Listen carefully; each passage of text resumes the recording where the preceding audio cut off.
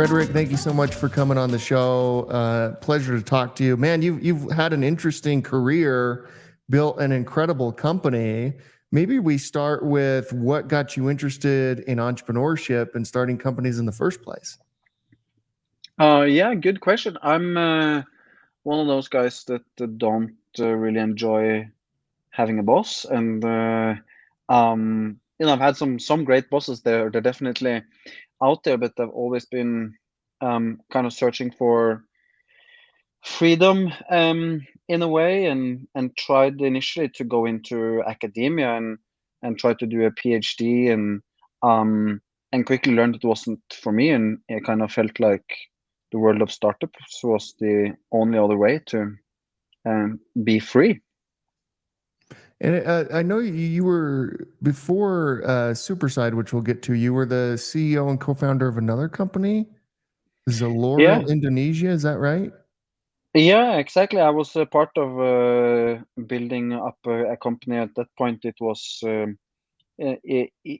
established company, and they had 70 people, and I kind of got an offer to come down and help try to build an e-commerce company in Indonesia, and was a fantastic experience, but not kind of wasn't part of the 0 to 1 journey, and wanted to do that again. The company went well. I mean, we took it from 70 people to 750 people, the largest fashion e-commerce company in Indonesia. So fantastic journey, and along the way met some incredibly talented people, and just really thought it's pretty unfair that these people live in Indonesia. If they could magically teleport to America, they could make 10 times as much, and we kind of wanted to create that magical teleport. Oh, that's cool. I love that. And then you start working on Superside. You actually get into Y Combinator. What was that experience like? For us, it was incredible. I'm a big believer in culture and values, and I think Y Combinator has a pretty incredibly efficient way of instilling the importance of that into its founders, and helping everyone think about culture and values a lot, and really creating a set of values that I believe are very important for a successful company. And they make t-shirts and everything, and I think it says talk to your customers and write code, and very few companies actually do that, and for us it's been part of our ethos since the start, and we're trying to build a company that our customers actually like, and we try to ask them what they think, instead of um, just following our gut, or based on any other type of metric. So that's been, yeah, it's been a great experience, and we were very fortunate to get some of the Y Combinator partners as our first investors as well. Truly transformative experience for us in so many ways. Going deeper on like the whole like ask your customer what they want, how do you serve them rather than just kind of assuming. What are some of the strategies that they've taught you at Y Combinator or that you've used over the years to help with that? Um, so I think there's all kinds of ways that talking to customers, and you have all kinds of tools, um, and ways of doing user research, and all these things, but it's not necessarily that complicated. You just have to like actually talk to them in a normal way. But I think for us the crucial thing is to actually listen to the customers, and be truth seeking about it. Are they really liking what you're selling? What are their real problems?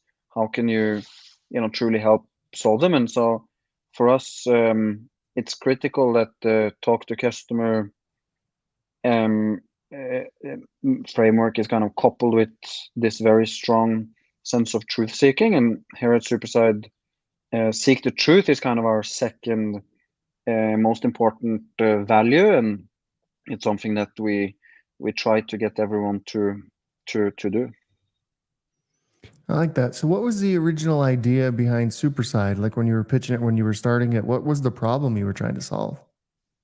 So initially, we were spending a lot of time on Upwork and Fiverr and 99 Designs and these platforms, and kind of were a little bit underwhelmed with the experience. But we still thought, freelancer marketplaces are the big platforms. They will reshape. They will become the future of work.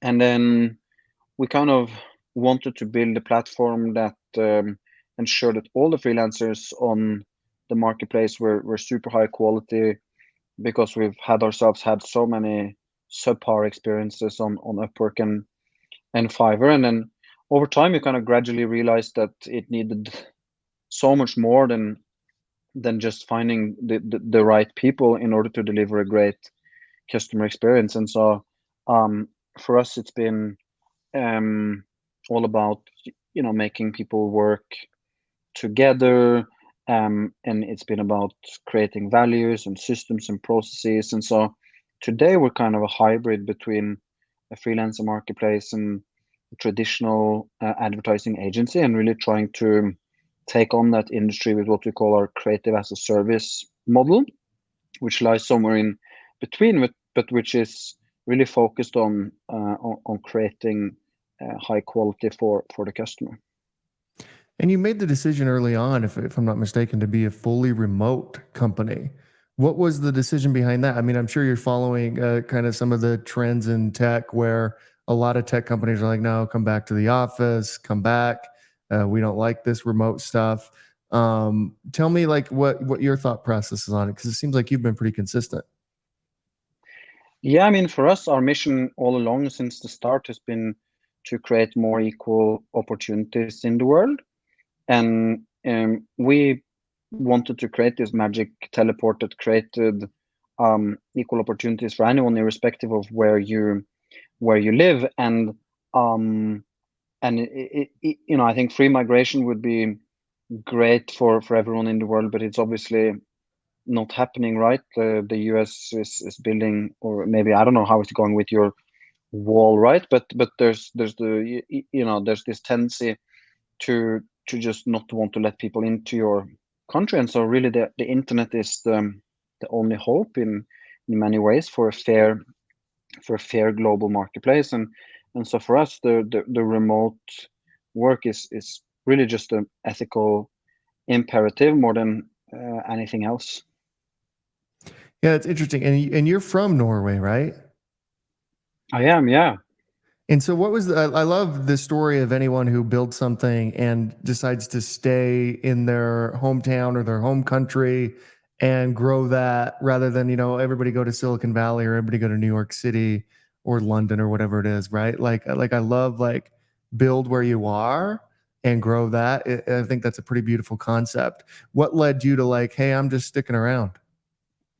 Yeah, so we, went to Y Combinator and then lived in California for a couple of years, and I had a great time in California, but for many reasons, related to family and everything, we just wanted to be in Oslo and close to everyone, but still wanted to build a company that competes in the US, and then I think it's really only one option, and that is to be remote. I think if you are in Silicon Valley or in New York or maybe London, you have sufficient depth in the local talent pool to build a huge global company from those hubs. But if you're in Oslo, there's just no chance that you can find all the relevant sales and marketing and product leaders and marketing leaders in the Oslo talent pool. And so there really isn't any other option. And so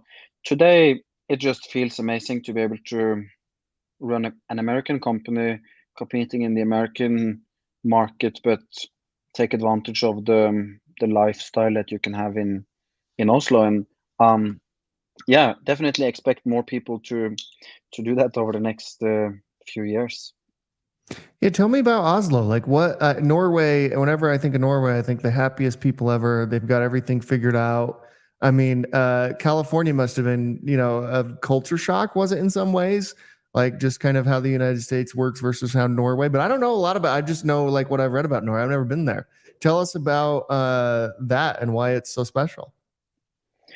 So I think a lot of Norwegians really admire America, and I think we're also extremely um, grateful for the very warm welcome that we always get when we are in the US. At least to me, it's just amazing, the inclusion and hospitality that we get in the US. And so definitely many great things about the American society. I think what I like about Norway in particular is the connection to nature.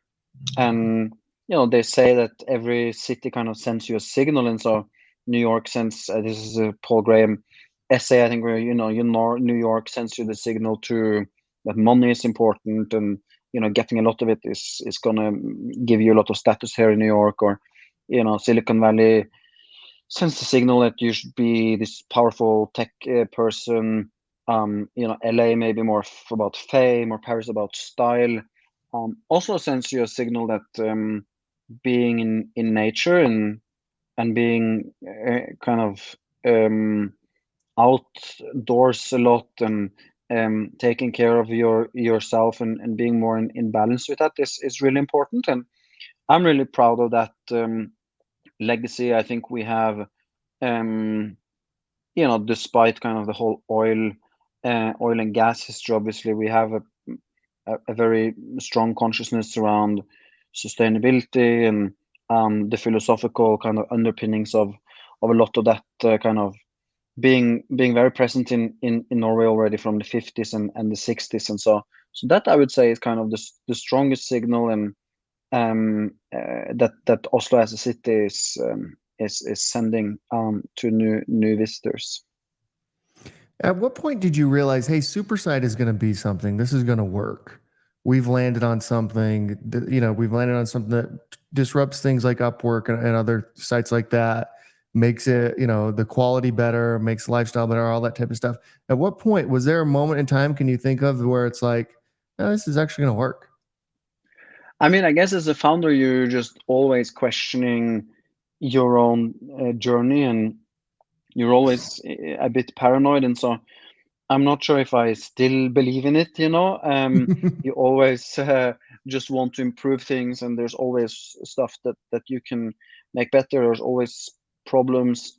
But I can tell a little bit about kind of when we found product market fit. And I remember, people asking me, like, why Combinator partners would ask, do you think you have product market fit? And I was like, yeah, we're growing, we're doubling every year, and we have all these customers, and so I was thinking that we had product market fit, but the customers didn't really enjoy it that much. We grew by kind of almost like forcing customers spending on marketing and being good at that, but it wasn't like growth driven by people just telling their friends, hey, you should really check out this whole Superside thing. And I think over or in the first 3 or 4 years or something, we started to realize that retention just wasn't really that good. We weren't getting that many new customers from word of mouth, and we had to do something. And so we kind of started out as this pre-qualified freelancer marketplace, but over the course of a year, we made three important decisions. We said, one, let's go all in on design and be the best in the world at doing that. Let's go for a subscription model, and let's shift to primarily full-time people working at Superside. Still very flexible. You can work whenever you want type arrangement, but really try to go all in on that. And then after a while, suddenly it started feeling running downhill. Customers came knocking at our doors, and growth, just everything just felt super easy. And that's when I realized that we now have product market fit, and realized that we didn't have it earlier. And so I like to say now that the definition of product market fit is that if you're truly honest with yourself, you either know it or you don't. And And so for us, that was a very apparent moment in, I don't know, 2019 or something. And so over the last 3 or 4 years, it's been just scaling as quickly as we can. Yeah, it's interesting. Like this creative as a service model is pretty fascinating, actually. Like this subscription model, treating it more like a SaaS company than like one of these other websites or wherever where you go on and you just kind of pay per project. Why did you think that might work? Was that like from the Y Combinator thing because they're so ingrained in software as a service models, or were you just at what point did you think, like, hey, this subscription thing is really going to work?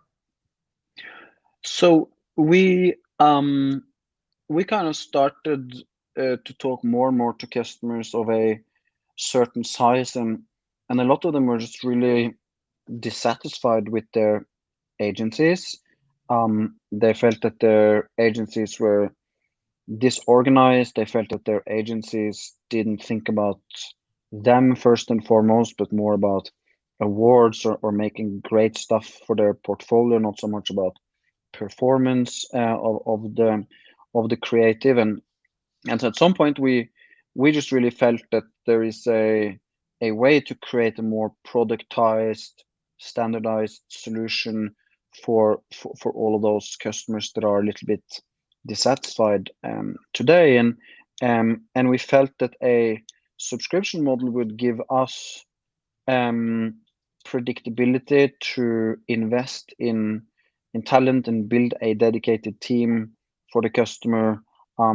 We felt that it would kind of reduce the cognitive friction in the purchasing process. I think a lot of the deals in this space is done with like very custom RFPs and long processes and pitching and all these things. And then we come and we say, hey, this is the plan, you can buy it or you can not buy it, but this is the plan. And we've thought a lot about why it should be structured in this way. And then a lot of people just started saying, that makes a lot of sense. It's really nice that you've just kind of structured it so that we don't have to fight about things. And very often kind of agency customer relationships end in conflict. And it's one of those industries, it's the same with a lot of kind of builders or carpenting or home refurbishment. Like a lot of industries just have very low customer satisfaction in general across the industry. And we just felt that there was a need to try to fix that with a product that is just much more focused on what the customer truly needs. Now, how does AI disrupt all of this? It seems like you got things like Dolly, you've got things like Midjourney. I mean, they're not designing full websites and things like that, but AI is like got to be something that's on your mind, and like, how do you adapt to that, right? Absolutely. And we don't really know yet, I guess, whether it's mostly a threat or mostly an opportunity. It is definitely both. And we definitely see across all of our product categories that it's possible to do it faster, and it's possible for us reduce cost and deliver a more efficient product to our customers. And then a traditional agency will not have any incentives to do that because you get paid by the hour, and if you log fewer hours, then you essentially lose money. And so you face that whole innovator's dilemma. For us, it's different because we have this subscription model, and so our incentives are much more aligned with the customers. And for us now, we are just committed to every quarter try to reduce the time that everything takes by 15 to 20% every quarter for the next 12 months. And I think across many categories, we will be able to improve efficiency by more than 50%. So for things like banner ad redesign or illustration and a few other categories, it's possible to reduce by maybe as much as 70%. And that's something that we're committed to doing, and we're committed to passing those savings over to our customers. And then at the same time, I think there are a lot of customers out there that want to get our help to build a internal kind of AI production engine or various other ways to use AI in their own design, and we're trying to help customers with that as well. So both a threat and an opportunity, but it's definitely happening, and there's no way to stop it. So we're definitely going with the program. What's your overall take on AI, even beyond Superside? Like, do you have any concerns? Is there anything about it that you're thinking like, hey, this is crazy? I'm not particularly concerned at this like existential risk level. I don't know why. You know, I'm not an expert on this by any means. But I just find it odd that I just find it odd that the humanity, as we know it, should be disrupted by a statistical model. It's just hard for me to grasp, and maybe I just refuse to believe it. I think that the world of cryptography is kind of a cat and mouse game where, you know, the people that are trying to hack weapon systems or hack banks or hack all of these things are always trying to improve their toolkit and take over, and then there are always people trying to build better cybersecurity and so on. And I just don't see that so far the AI tools will provide a meaningful improvement on the ability to crack encryption. They don't seem to make any progress towards, prime. So like things like a quantum computer or whatever, if that comes online ever, I would be honestly more worried about, because it would just break down all our sort of cybersecurity defenses. But again, this is just freestyling for me. What do you think? I don't know. I think it's fascinating. I never understand like, hey, AI is going to kill humanity, and then you ask why, and they don't know, like, or how. How is even a better question? Like, how is that going to happen? And it's like, well, they'll decide to kill someone. Can't you just pull the plug, and then it's like all over? I mean, So I don't know. I'm super excited about it. I think it's crazy. I think we're going to be living in a completely different world from a productivity and job standpoint, and what we do all day, which is great, which is going to make living in Norway awesome. Right? Because Yeah, for sure. honestly, I think that's actually a big deal. I think you'll see migration out of like big cities and like people living wherever they want. Totally, and it's interesting. Yeah, it's really interesting, and for designers, it's mostly a huge win, right? Like you can do so much more. You can get your ideas to fruition much more easily. It just amplifies creativity massively, and so we're incredibly excited about it, um, and yeah, we're pretty much all in. I think there's hasn't been a meeting in the last 6 months or so where we haven't spoken about AI, and I think many companies out there are kind of in two camps, right? Or people out there are kind of in two camps. It's kind of the group that needs convincing that this is real and that it's happening, and then there's the group that is already convinced. And I think as an organization, we quite quickly got to that point where we mostly don't need to be convinced, and I think most of our now 700 or so designers and creatives are also convinced of the same, and I think that's just a huge win to get there, and just to ensure that all our people use whichever available tool on a daily basis. And so I think we've done a good job there, but I mean, let's see what happens. It's like every week now, something new. Yeah, you're in an industry that seems to be disrupted a lot, like things like Canva and Adobe's version of that and all that type of stuff. How did you guys respond to, like, Canva seemed like kind of magic for a little while, and then it became like, hey, there's actually like some limits to this thing. You can't go as deep as maybe you could like an actual designer who knows how to do this type of stuff, right? But it is interesting, like how often design is being disrupted. That would have been, I wouldn't have expected creativity to be the first thing that would be disrupted by AI, but it seems to be going in that direction. I mean, I think it's important to bear in mind that a typical design project of, I don't know, 20 hours, typically 10 to 15 hours of that project is even before AI spent on doing research, understanding the problem that you're trying to solve, kind of mapping the competitive landscape, looking at previous projects, and really building that context. And then a lot of it is built on kind of also edit, and then at the end, a lot of time spent on editing and making sure it looks.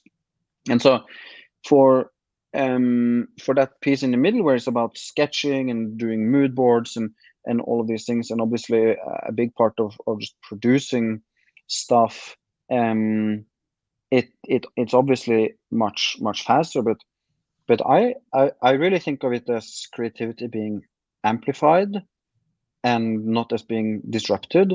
I think we'll be able to see the decentralization of creativity to a much greater extent, where you don't need a huge studio in Hollywood to make a compelling film. You don't need a ton of people. You can have small groups producing something really great almost by themselves. And so maybe in the future, creating movies will be more like writing a book. It's just one person, being able to do everything. But I think still, I just still haven't seen AI kind of by itself moving the needle on culture per se. Like by itself, I haven't seen it kind of come up with anything that is interesting. And so it is, to me, just ultimately a force multiplier on human creativity, allowing you to do all the tasks faster. And so we're just incredibly optimistic. And as I said, I just live in denial about the existential risk aspects. That's all you can do anyways. That's all any of us can do. I wonder how you manage and maintain culture remotely. How do you think about managing remote teams, a remote workforce, and maintain the culture of Superside while you do that? Yeah, I think for us, it's just important to realize that good management is even more important in a remote context, and bad management just makes it extremely terrible to work in a remote company. And so companies that during COVID had to go remote and had bad management, like bad management to me would be there's no kind of clear objective, roles aren't clear, there isn't any kind of good tracking of KPIs in place, there's no good systems for feedback. These pretty basic good management practices aren't in place. And when those companies went remote, everyone was just like, this is terrible. Or maybe some of them said, this is amazing because now I don't have to do anything. But for the company and for productivity, I think bad management is just going to be really terrible in a remote context. And so it creates this imperative to really invest and focus on that and focus on the basics. And so that's what we're really trying to do mostly. And I think we've done a reasonably good job on that. And then the second thing I would say is also around kind of who you bring onto the team and how you prioritize that. We've been really concerned with hiring based on values and trying to hire people that share the values that we have. And I think again that is also even more important in the remote context. So I would say those two things are the most important for us. And beyond that, we're not doing anything massively different from any other companies. There are remote companies out there that basically go all in on async, for example. they're like hardcore against, doing meetings, and we're not really extremist on any of those things. It's important for us to realize there are pros and cons to working remotely. It's impossible to do it in any other way. For us, trying to build this global company and trying to achieve our mission of creating more equal opportunities. So for us, we just have to try to make the most of it. I like that. Hey, Fredrik, thank you so much for taking the time, seriously, and congratulations on everything you've built with Superside. And I end every interview with the same question. At CEO.com, we believe chances that are given are just as important as the chances we take on ourselves. And I wonder if there is someone, or you can think back like in your life on like someone who gave you a chance that led you to where you are today. Yeah, great question. And I think for us, it's really kind of Sam Altman, who's now obviously gone on to great fame of OpenAI, just during our Y Combinator period in the very early days of the company, is just kind of coming one day and say, yeah, I want to just invest your whole seed round. And then we're like, wow, that's incredible. Yeah, of course you can do that. And then very quickly, he was already pretty famous by then, being kind of Y Combinator president and everything. And very quickly, kind of the whole round came together, and it just has given us, I think, a huge boost. And we ask sort of why do you want to invest? You've seen us like 10 times or whatever, but he's just like, okay, I believe work is huge. I believe services should be disrupted, and you guys seem like smart guys. You can probably figure it out. And then we just tried to do our best to figure it out. But that meant a lot to us, and it was the first time someone took a chance on us in a way, and took a chance of us with, in the sense of investing a lot of their own money. So yeah, I'm gonna say that. Yeah, Sam Altman, man, that's incredible. Hey, Fredrik, thank you so much for coming on. Really appreciate it. Best of luck. Thank you very much. Thanks a lot for having me on the podcast. Really great to be here, and hope you can enjoy some Utah snow next winter. Yeah, for sure. Come on out, man. We'll go down the slopes. We'll try my best.